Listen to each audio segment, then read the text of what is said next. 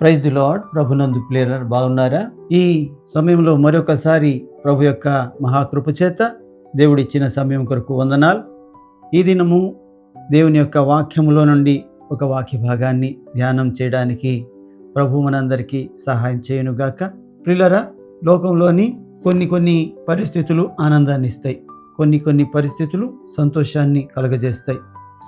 ఆనందం, సంతోషం ఈ రెండు ఒకేలాగా ఉంటాయి, కానీ ఒకటి కాదు.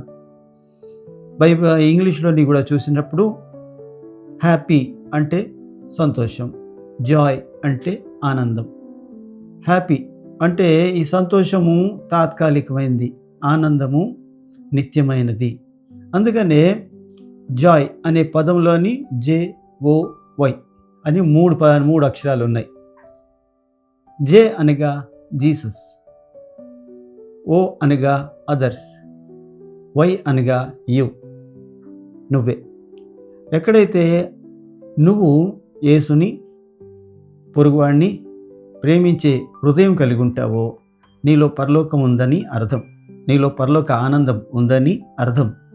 ఎక్కడైతే యేసయ్యని సొంత రక్షకునిగా అంగీకరించి నీలో చేర్చుకుంటావో, ఎక్కడైతే పొరుగువాడిని కూడా ప్రేమించే సహృదయం అంటే క్రీస్తుకు కలిగిన మనస్సు నీకు ఉంటుందో అది ఆనందభరితమైన హృదయం.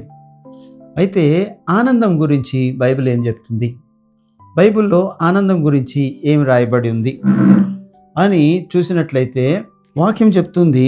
ఫిలిప్పీయులకు రాసిన పత్రిక 4వ అధ్యాయము 4వ వచనంలో యేసు ప్రభువారు ఇలాగ అంటున్నారు, అపోస్తుడైన పౌలు ద్వారా, ఎల్లప్పుడూ ఆనందించండి, ప్రభునందు ఆనందించండి. మరలా చెప్పుదును, ఆనందించండి. ఎలాంటి పరిస్థితుల్లో ఆనందించమంటున్నాడంటే, అపోస్తుడైన పౌలు చాలా కష్టాల్లో ఉన్నారు. ఇక్కడ అపోస్తుడైన పౌలు మరి శ్రమల్లోని, చెరసాల్లోని ఉన్నారు. మరి అలాంటి పరిస్థితుల్లోని ఆయనే చెప్తున్నారు అందరికీ, నువ్వు ఆనందించండి అని. ఎవరైనా బాధల్లో ఉండేవాళ్ళు, వాళ్ళు బాధలో ఉన్నప్పుడు ఇతరులకి ఆనందించమని చెప్పలేరు. ఇతరులు వచ్చి వాళ్ళని ఆదరిస్తూ, ఓదారుస్తూ చెప్తారు, అయ్యా పర్వాలేదు, ఆనందించు, మన ప్రభు ఉన్నారు, నిన్ను కాపాడతారు, కాసుకుంటారు అని చెప్తారు. అలా చెప్పినప్పుడు ఏమవుతుందంటే, ఏ వ్యక్తి అయితే బాధల్లో ఉన్నారో వాళ్ళు ఓదార్చబడి కాస్తంత సంతోషాన్ని, ఆనందాన్ని పొందుకుంటారు.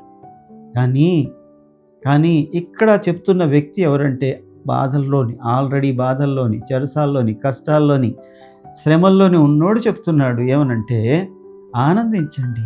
మరలా చెప్పుదును, ఆనందించండి. మీ సహనము కష్టాల్లోని మీరు ఓర్చుకుంటున్నారే ఆ సహనము, బాధల్లోని మీరు కలిగి ఉన్నారే ఆ సహనము సకల జనులకు తెలియబడనివ్వండి, లోకమంతటా తెలియబడనివ్వండి అంటున్నారండి. ఈ ఆనందం భలే ఆనందం కదా. ఈ ఆనందం ఎవరికి ఉంటుంది అనంటే, ఎవరి హృదయంలోనైతే ప్రభు అయిన యేసుక్రీస్తు వారు ఉంటారో వాళ్ళలో ఉంటుందండి.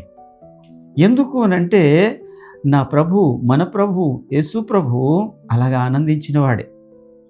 ఆయన తన ఎదుట ఉంచబడిన మరి ఆ పందెములోని ఓపికతో పరిగెట్టి, చూడండి హెబ్రీలకు రాసిన పత్రిక 12వ అధ్యాయములో ఆ మాట మనందరికీ కనిపిస్తుంది.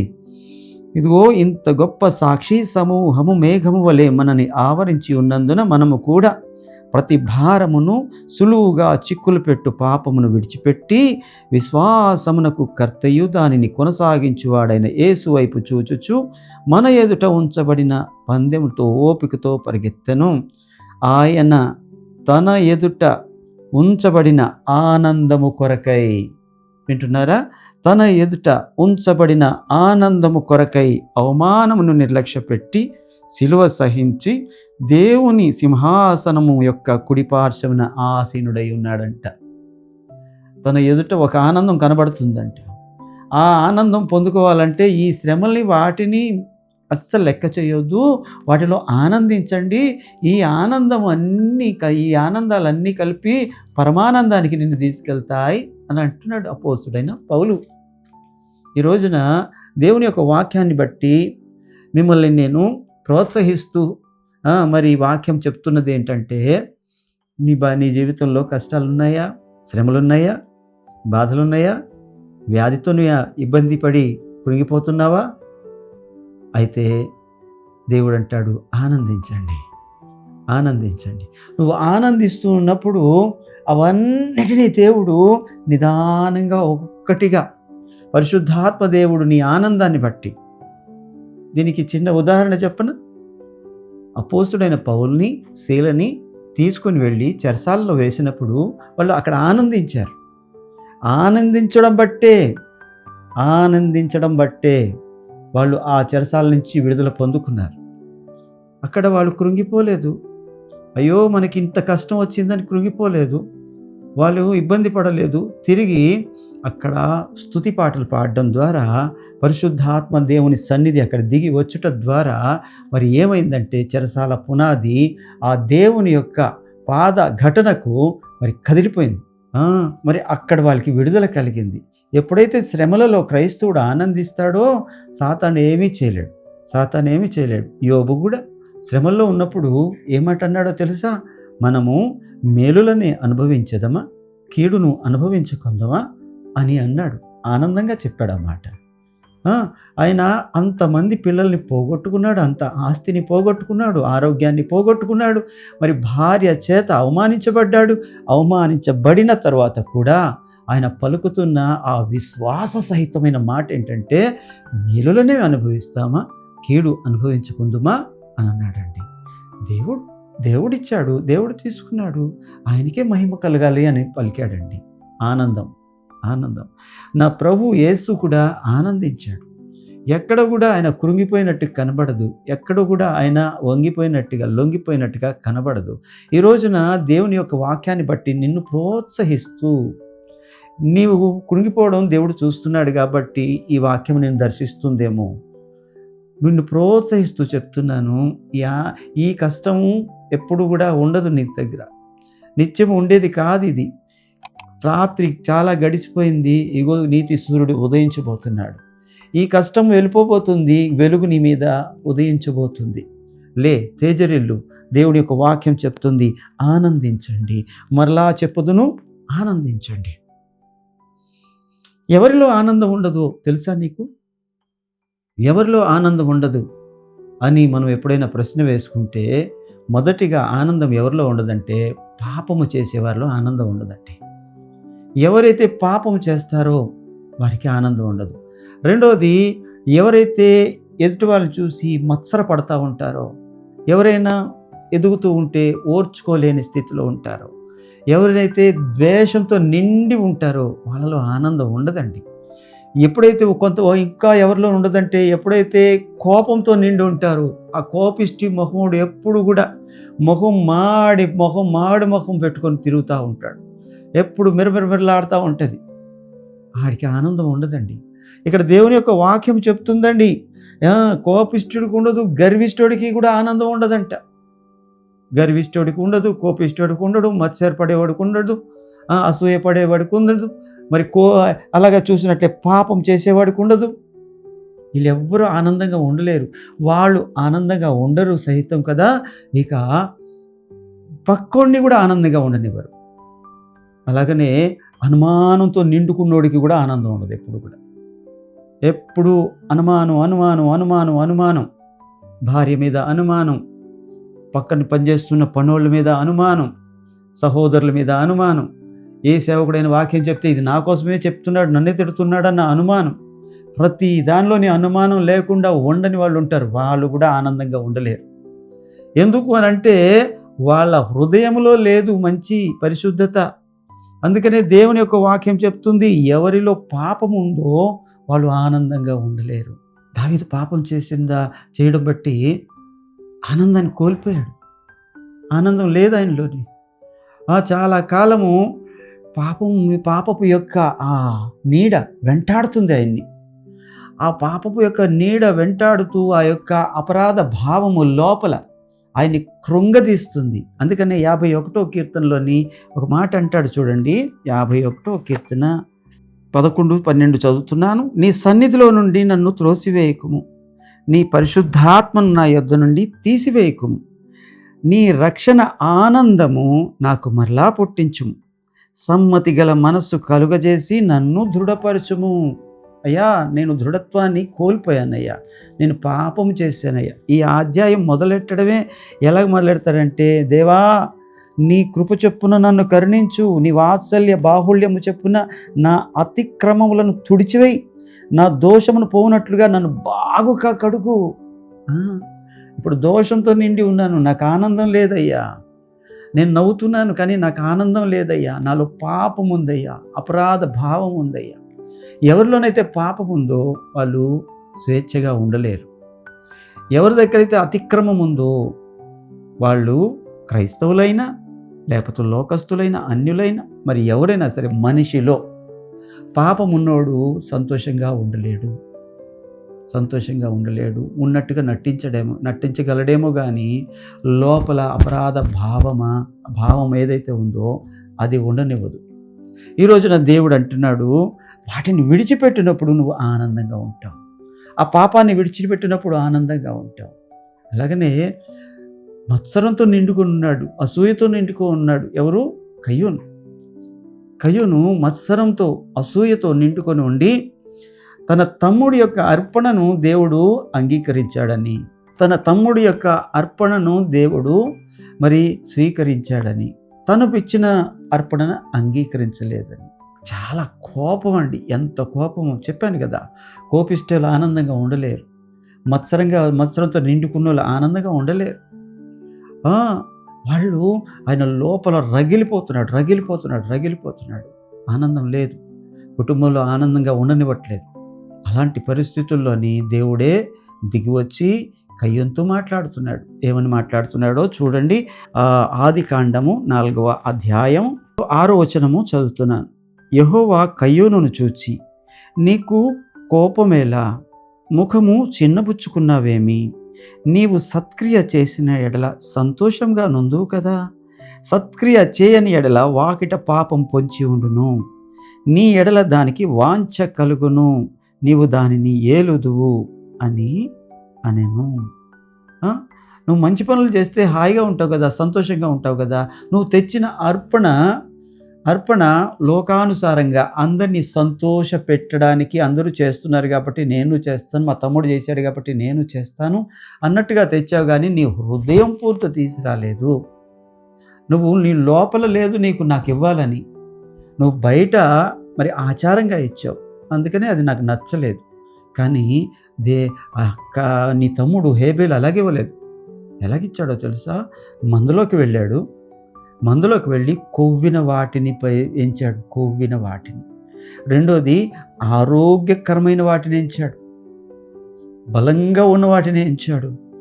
ఎందుకు అలాగ అంతగా ఎంచాడు అంటే, ఇది నేను ఇస్తుంది ఎవరికి? సృష్టికర్త అయిన దేవుడికి, నాకు ఇవన్నీ ఇచ్చిన దేవుడికి ఇస్తున్నాను కాబట్టి ఆయనకి మంచివి ఇవ్వాలి అని తీసుకొచ్చాడు. నేను విస్తారంగా కోరుకునే దేవుడని కాను, నేను హృదయపూర్వకంగా ఇచ్చేదానిని కోరుకునే దేవుడను అని ప్రభు అక్కడ చెప్పాలనుకుంటున్నారు. ఆయన అలాగిచ్చాడు, హేబేలు అలాగిచ్చాడు. చూడండి, హెబ్రీయులకు రాసిన పత్రికలో 11వ అధ్యాయము 4వ వచనం ఏమంటుందంటే, విశ్వాసమును బట్టి హేబేలు కయ్యూను కంటే శ్రేష్టమైన బలి అర్పించెను. దేవుడు అతని అర్పణలను గూర్చి సాక్ష్యం ఇచ్చినప్పుడు అతడు ఆ విశ్వాసం బట్టి నీతిమంతుడు అని సాక్ష్యము పొందాను. ఇదిగో కయ్యూను కంటే శ్రేష్టమైన బలి అర్పించాడంట. ఏంటి ఆ శ్రేష్టం అని అంటే, ఈ కొవ్విన గొర్రెలని, ఆరోగ్యకరమైన గొర్రెలని దేవుడు చూడట్లేదు, కానీ ఇక్కడ హృదయం చూస్తున్నాడు. దేవుడికి ఇచ్చినప్పుడు మంచి ఇవ్వాలని. చాలామంది కానుకలు వేస్తూ ఉంటారండి. కానుకలు వేస్తున్నప్పుడు నేను చూస్తూ ఉంటాను, పెల లాడుతున్న నోట్లు తెచ్చేస్తారండి. కొత్త నోట్లు ఇవ్వాలని వేస్తారు. కొంతమంది నలిగిన నోట్లు వేస్తారు, కొంతమంది మరి చిల్లర కానుకలు వేస్తారు. ఇప్పుడు ఇక్కడ కొవ్వినది ఇచ్చాడు కాబట్టి దేవుడు సంతోషించాడని నేను చెప్పాలనుకోవట్లేదు. మరి ఏమనుకుంటున్నానంటే హృదయాన్ని చూశాడు దేవుడు. అక్కడ కయ్యూను హృదయాన్ని చూశాడు. ఇక్కడ హేబేలు హృదయాన్ని చూశాడు.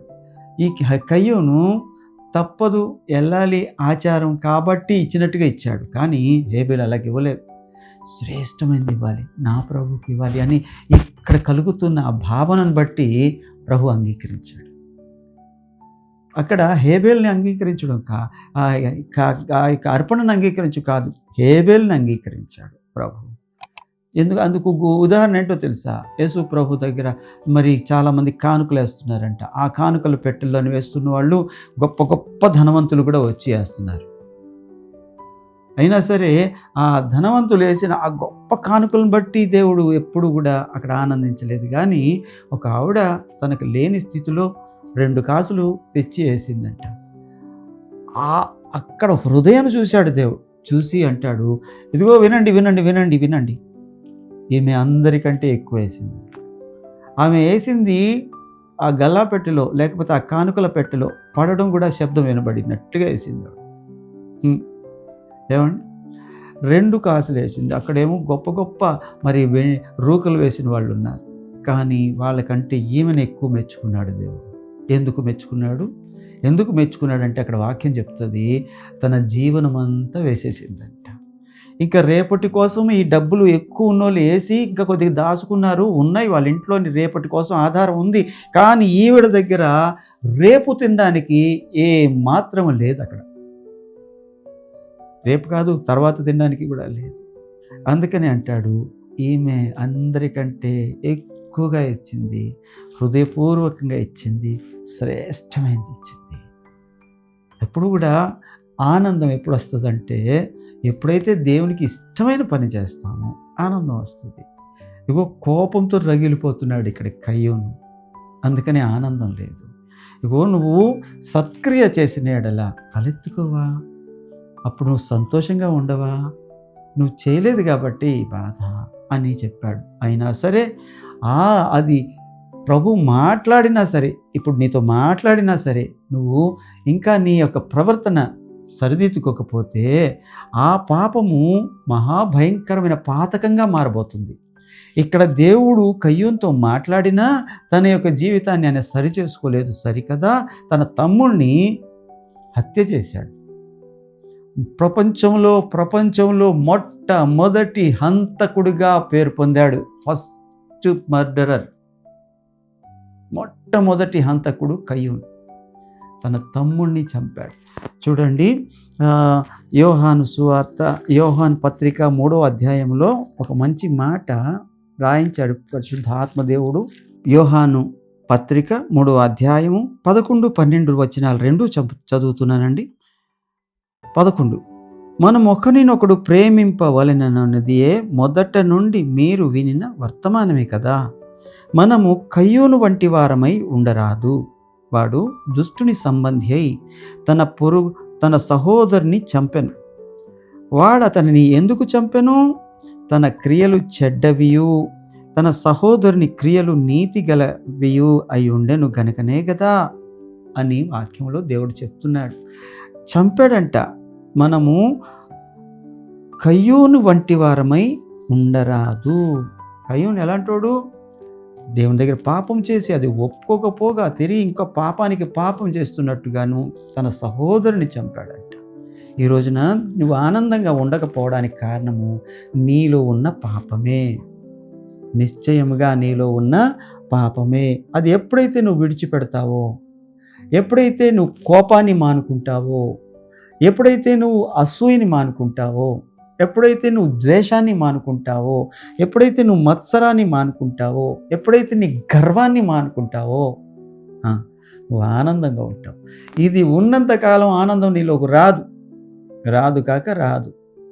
అపోస్తలుడైన పౌలు అంటాడు, ఆనందించండి. మరలా చెప్పుదును, ఆనందించండి, మీ సహనము సకల జనులకు తెలియనండి.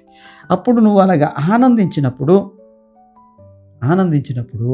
దేవుడు నీ యందు ఆనందించేవాడై ఉన్నాడు. దేవుడు నువ్వంటే ఆనందం కలుగుతుంది దేవునికి. అలా అలా కాకుండా నీ ఇష్టానుసారంగా ప్రవర్తిస్తూ నేను దేవునిలో ఆనందిస్తాను అంటే కుదరదు. చూడండి, హబక్కూకు గ్రంథము 3వ అధ్యాయము 17వ వచనములో ప్రభు ఏం చెప్తున్నారంటే, అంజూరపు చెట్లు పూయకుండినను, ద్రాక్ష చెట్లు ఫలింపకపోయినను, ఒలివ చెట్లు కాపు లేకపోయినను, చేనులో పైరు పంట రాకపోయినను, గొర్రెలు దొడ్డిలో లేకపోయినను, సాలలో పశువులు లేకపోయినను, నేను యెహోవా యందు ఆనందించెదను, నా రక్షణకర్త అయిన నా దేవుని యందు నేను సంతోషించెదను. ఇగో బాహ్యమైన వాటిని బట్టి ఆనందం కాదు. ఇవన్నీ ఉండొచ్చు, ఉండకపోవచ్చు. ఒక రోజులోనే అన్నీ పోయాయి. యోబుకి ఒక్క రోజులోనే అన్నీ పోయాయి. అయినా సరే దేవుని యందు విశ్వాసము ఎంత మాత్రం విడిచిపెట్టినవాడు కాదు. ఇక్కడ హబక్కూకు కూడా అలాగే అంటున్నాడు. అంజూరపు చెట్లు లేకపోయినా, ద్రాక్ష చెట్లు ఫలించకపోయినా, ఒలీవ చెట్లు కాపు లేకపోయినా, చేలులో పంట రాకపోయినా, గొర్రెలు దొడ్డెలలో లేకపోయినా, సాలలో పశువులు లేకపోయినా, నేను యెహోవా యందు ఆనందించెదను. బాహ్యమైన వాటిని బట్టి ఆనందం కాదు, కానీ లోపలున్న ప్రభువుని బట్టి, లోపలున్న పరిశుద్ధాత్మను బట్టి నువ్వు ఆనందించగలుగుతున్నావా? ఇదే ఈరోజు నీకు దేవుడిస్తున్న ప్రశ్న. ఆనందించండి. మరలా చెప్పుదును, ఆనందించండి. బయట కలిగిన దాన్ని బట్టి ఆనందం రాదు. ఒకసారి ఒక వ్యక్తి రాజుగారి దగ్గరికి వెళ్ళి తన యొక్క బాధ చెప్పుకున్నాడు. చాలా కష్టాలు చెప్పాడు. రాజుగారు మధ్యలోని క్రాస్ ఎగ్జామినేషన్ చేస్తున్నారు, అన్నీ అడుగుతున్నారు. ఆ మాటలన్నిటిని బట్టి చివరి సారాంశం ఏంటంటే, వీడికి అన్ని పరిస్థితులు బాగున్నాయి, కానీ నా వల్ల ఏదో ఆశిస్తూ వస్తున్నాడు, నా వల్ల ఏదో ఇంకా రాబట్టుకోవాలని చూస్తున్నాడని రాజుగారికి అర్థమైంది. అప్పుడు మంత్రి గారిని అడిగారంట, ఏం చేద్దాం రా మంత్రి గారు, వీడు కష్టాలు చెప్తున్నాడు, కానీ అది నిజమైన కష్టాలు కాదని అర్థమవుతుంది అని మాటలను బట్టి, ఏం చేద్దాం అని అన్నారు. అప్పుడు మంత్రి గారు ఏదో చెప్పారు. రాజుగారు అన్నారంట, సరే నువ్వు కష్టాలు ఎన్ని చెప్తున్నావు కదా, మరి ఇక్కడి నుంచి పరిగెత్తి ఈ రాజ్యం అంతా ఎంతవరకు పరిగెత్తగలవో అంతవరకు పరిగెత్తు, మరలా ఇక్కడికి వస్తేప్పటికి నువ్వు ఎంతవరకు పరిగెత్తావో అదంతా నీదే అని చెప్పారంట రాజుగారు. ఆ మాటకు వచ్చిందండి ఆనందం, ఇక ఎక్కడ లేని బలాన్ని తెచ్చుకున్నాడంట. సంతోషం సగం బలం అంటారు కదా, మరి ఎక్కడ లేని బలం వచ్చేసింది, సంతోషం వచ్చేసింది. ఇక పరిగెత్తడం మొదలెట్టాడంట. ఆనందంలోని పరిగెత్తాడు. కాసేపటికి ఓపిక అయిపోద్దిగా, కానీ ఆశ చావలేదు. ఇంకా పరిగెడుతున్నాడు. దురాశ. ఇంకొక 4 అడుగులు వెళ్తే అది కూడా మందే అయిపోతుంది. అగో ఆ మామిడి తోట చుట్టూ తిరిగేస్తే ఆ మామిడి తట్టు నాకైపోతుంది, ఇదిగో ఈ అరటి తోట చుట్టూ తిరిగితే ఇది నాకైపోతుంది అంటూ అన్నీ తిరిగేస్తున్నాడు. చివరికి గొంతు ఎండిపోయింది. తిరిగి మరలా రాజుకోట దగ్గరికి వస్తున్నాడు. సాయంత్రం పరుగుకి కాళ్ళు సహకరించట్లేదు, ఊపిరి ఆడట్లేదు, ఆయాసం. త్వరగా వెళ్ళాలి, సమయం అయిపోతుంది. రాజదర్బార్ మూసేస్తే మళ్ళా లేదు, ఈ రోజున మూసేస్తే ఇక రేపటికి లేదు, ఇది కొట్టివేయబడుతుందని ఆ కంగారులో పరిగెడుతూ ఉండగా, ఇంకా రాజు అంత దూరాన ఉండగానే పడి గుండె ఆగి చచ్చిపోయాడు.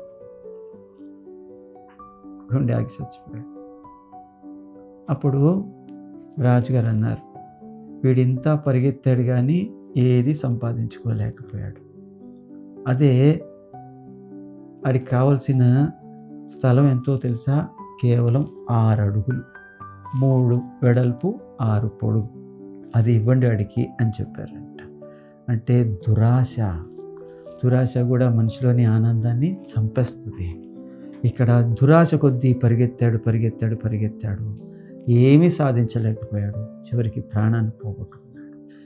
వాక్యం కూడా అదే చెప్తుంది, ఒకడు సర్వలోకమును సంపాదించుకొని తన ప్రాణమును పోగొట్టుకుని ఎడల వానికి ఏమీ ప్రయోజనం. అవును, ఈ రోజున ఆనందంగా ఉండడానికి ఒకే ఒక సూత్రం ఉంది, తృప్తి. ఎక్కడైతే హృదయంలో తృప్తి ఉందో వాడికి ఒంటి మీద సొక్కా లేకపోయినా ఆనందంగా ఉంటాడంట, కాలికి చెప్పులు లేకపోయినా ఆనందంగా ఉంటాడంట. పూరి గుడిసెలోనైనా ఆనందంగా ఉంటాడంటాడు, ఎక్కడైనా ఆనందంగా ఉంటాడు. కానీ లోపల లేకపోతే మాత్రం ఎక్కడా ఆనందంగా ఉండలేడు. వాడికి ₹1,00,00,000 ఇచ్చిన ఒక రాజుగారు ఒక ఆయనకి మరి మెచ్చి ₹1,00,000 ఇచ్చారంట. 1,00,000 ఇచ్చి అందులో ఏం చేశారంటే ఒక ₹100 తగ్గించి ఇచ్చారంట. అది లెక్కెట్టుకున్న తర్వాత ఆ ₹100 తగ్గింది. ఆ మిగిలిన పైన డబ్బులు వచ్చినందుకు సంతోషించలేదు ఆయన. ఆ ₹100 తగ్గింది, ₹100 తగ్గింది, ₹100 తగ్గింది అనుకుంటూ రాజు దగ్గరికి వెళ్ళాడు. రాజుగారికి చాలా కోపం వచ్చింది. నువ్వు దేనిని బట్టి తృప్తి పడతావో తెలుసుకుందామని నేను అలా చేశాను. నీకు ₹1,00,000కి 100 కదా అని అనుకొని సంతోషపడతావు, తృప్తి పడతావు అనుకున్నాను. కానీ నీకు ఎంత ఇచ్చినా 1,00,000 కాదు 1,00,00,000 ఇచ్చినా నువ్వు తృప్తి పడే రకం కాదు అని అన్నాడంటే రాజు. అనగా ఎవరిలోనైతే తృప్తి ఉంటుందో వాడు ఎప్పుడూ ఆనందంగా ఉంటాడు. ఎవరిలోనైతే దేవుడు ఉంటాడో వాడు ఎప్పుడూ ఆనందంగా ఉంటాడు. ఎవరిలోనైతే ప్రేమ ఉంటుందో వాడు ఎప్పుడూ ఆనందంగా ఉంటాడు. లేకపోతే వాడికి ఆనందమే ఉండదు. అందుకనే దేవుడు అంటాడు, ఆనందించుడి, మరలా చెప్పుదును ఆనందించుడి, మీ సహనము సకల జనులకు తెలియబడనివ్వండి. ఈ రోజున నువ్వు ఆనందంగా లేకపోవడానికి నీకు తృప్తి లేదేమో, నీలో పాపం ఉందేమో, నీలో కోపం ఉందేమో, నీలో అసూయ ఉందేమో, నీలో మత్సరం ఉందేమో, నీలో దురాశ ఉందేమో. ఒకసారి నువ్వు పరిశీలన చేసుకో. దేవుడి వాక్యము మన వినికిడిలో దీవించునుగాక. Praise the lord. వందనాలు. చిన్న ప్రార్థన చేద్దామా? పరిశుద్ధుడా, ప్రేమ కలిగిన తండ్రి, కృప కలిగిన దేవానికి స్తోత్రాలు. ఈ సమయంలో ప్రభువా, లోకంలో చాలామంది ఆనందం లేకుండా పోవడానికి కారణము వారిలో ఉన్న పాపమే అని మీరు చెప్తున్నారయ్యా.